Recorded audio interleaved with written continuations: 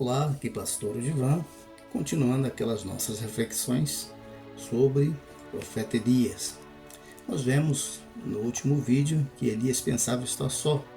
Era uma das queixas dele, que mataram os profetas e só ele tinha ficado.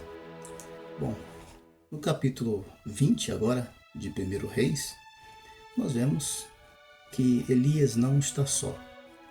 Há profetas do mesmo espírito de Elias. É o que diz esse capítulo.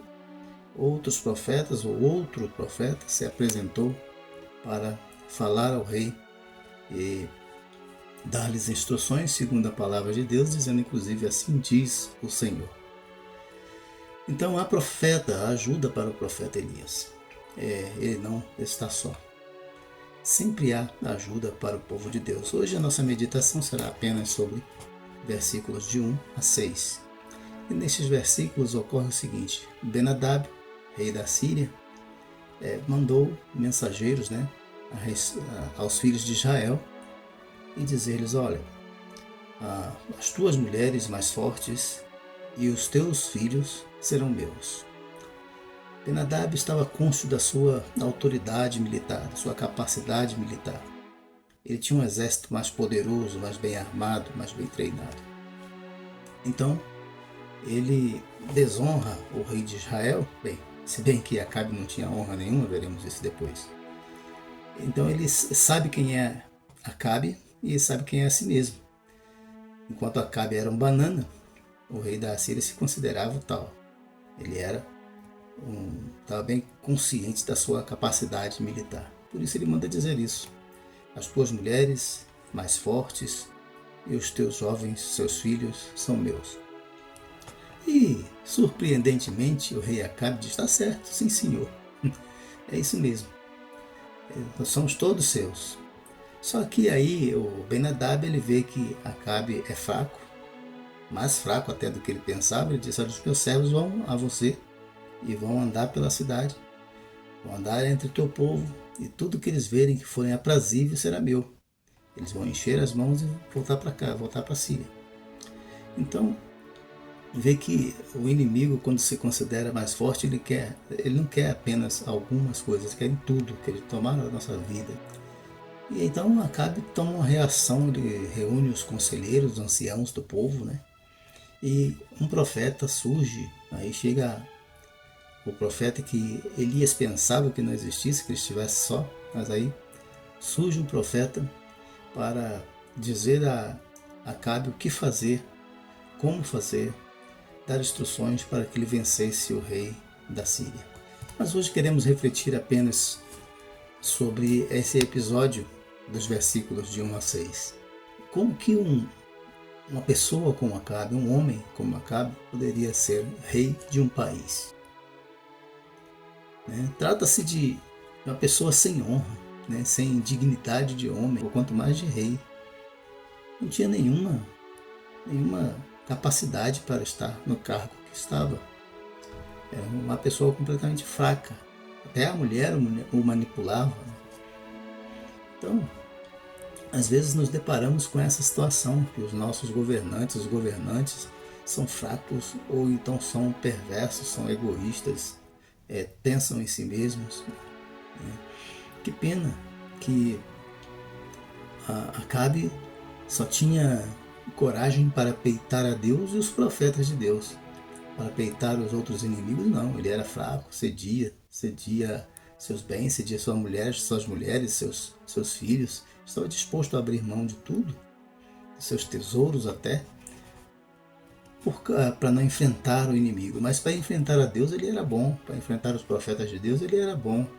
Ele desafiava, ficava valente.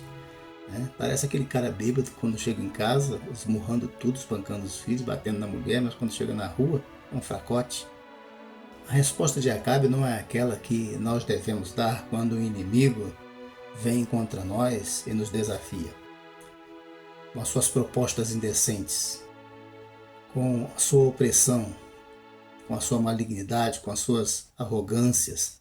O adversário vem como agente do diabo, como agente maligno. Nós precisamos ter uma resposta.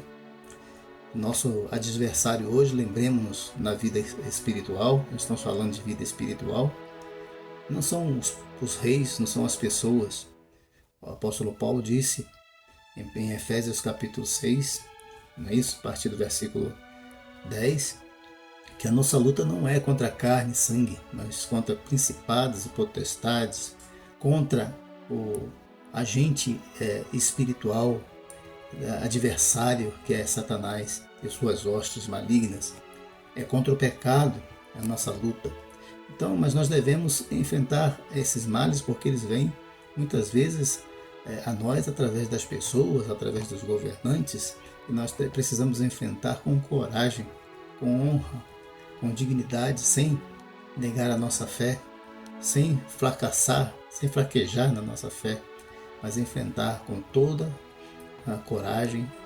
Quando os subornos, as drogas vêm, as propostas indecentes, vêm contra nós, das propostas libertinas vêm contra nós, porque o mundo está promovendo tudo isso. Então o povo de Deus precisa ter força e honra, moral de conduta para enfrentar o inimigo, para enfrentar as adversidades, para enfrentar a ameaça que vem, as propostas indecentes para o pecado, para a desonra, para a desobediência a Deus.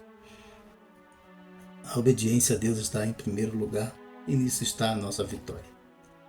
Nós veremos nos próximos reflexões que Acabe, quando ouviu os profetas, quando ouviu Deus, ele foi vitorioso. Mas quando deixou de ouvir, ele fracassou. E fracassou feio, porque não apenas ele, mas todo o seu povo foi derrotado por causa disso. Se nós precisamos enfrentar, dizer não, dizer basta, com coragem, é isso que precisamos fazer.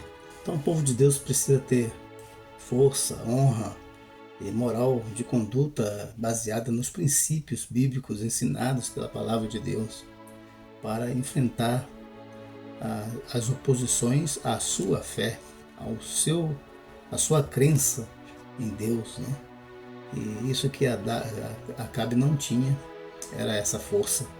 Ele era um fracote. Não sei como que um homem desse poderia ter sido rei de uma nação. Felizmente ali tinha profetas de Deus para denunciar isso. E esse é o papel do profeta. Ele denuncia o pecado. Ele denuncia as autoridades, os pecados das autoridades.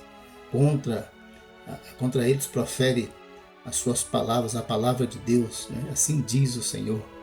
A palavra que está contra a conduta, a palavra que condena a conduta e que aponta também um caminho se eles obedecerem ao Senhor. O caminho da vitória está na palavra de Deus. Ouçamos o que Deus tem sempre a nos dizer.